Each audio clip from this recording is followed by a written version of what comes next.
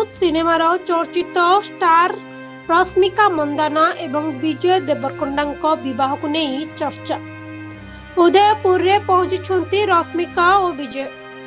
26 February रे भीरोस को grand wedding. Udaipur रे भीरोस क्रेच राजकीय स्टाइल रे हेबो विवाह उत्सव। आरंभ हैला प्री वेडिंग उत्सव।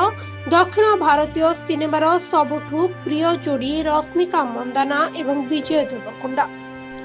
सोमवार सकाळे रश्मिका एवं विजय हैदराबाद रु आसी उदयपुर एयरपोर्ट रे पहुंची। रश्मिका एक फॉर्मल पोशाक रे बहुत सुंदर देखा जाउतबा बेले विजय एक नुआ हेयर स्टाइल ले नजर आछुछंती।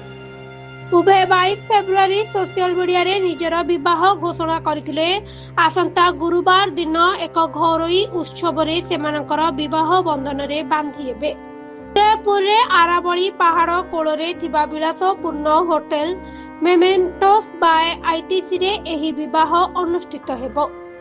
एही होटल टी को 25 रु 28 फेब्रुआरी पर्यंत संपूर्ण बुक करा जायछि।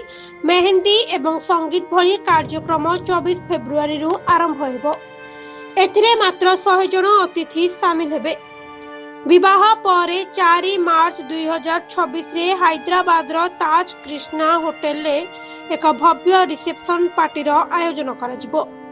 गीता गोविंदन एवं डियर कमरेडो भली फिल्म रे एही जोड़ी को केमिस्ट्री को दर्शक खूब पसंद करथिले एवं सेबेठारु सेमानंको प्रेम संपर्क को नहीं चर्चा चलीथिला। गत अक्टोबर 2025 रे उभयंकर निर्बंध सरीथिला।